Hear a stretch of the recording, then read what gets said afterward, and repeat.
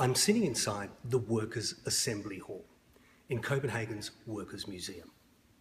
It opened in 1879 as a social and political meeting place for Copenhagen workers. Today, it's a museum, and one of its main objectives is to show the daily life of Copenhagen workers over the last 150 years. But it also gives you a really interesting insight into how Danish workers have achieved the high standard of living and enviable work practices that they enjoy today. Danes are always being voted as the happiest people in the world. And I think one of the reasons for this is the balance that they have achieved between their work life and their private life. Wages here are quite high. For example, a worker in McDonald's will get about $20 an hour. They have a flexible 37-hour working week, paid paternity leave, and 5 weeks paid holiday every year.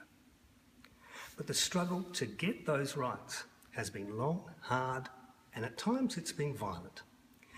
And when you come into a place like this, the sense of that struggle is really quite palpable.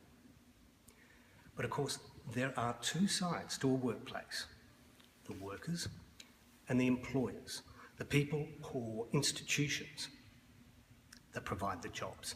And to have a successful, competitive economy that is able to respond to the challenges of globalisation, you need to strike a balance between those two parties and to provide a platform or model through which they can both achieve the things they need.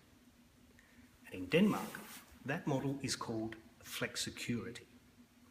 It's a combination of a market economy and the traditional Scandinavian welfare state. Flexicurity provides flexibility for the employers, security for the workers, and an active labour market policy. And together these elements go to make up what is sometimes called the golden triangle of flexicurity.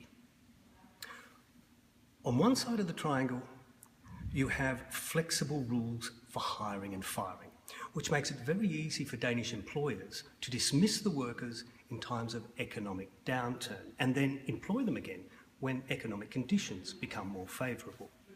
About 25% of Danish private sector workers change jobs every year. The second side to the triangle is security for the workers for when they become unemployed. And this comes in the form of relatively high unemployment benefits.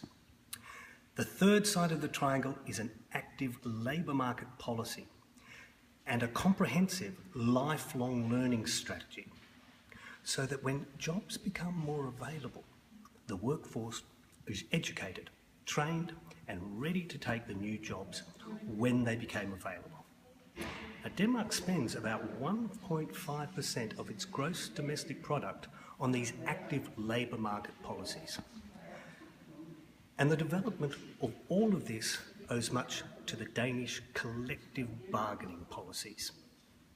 About 75% of Danes belong to a union. But the interesting thing is, the negotiations between the workers and the employers is done with very little interference from the Danish state.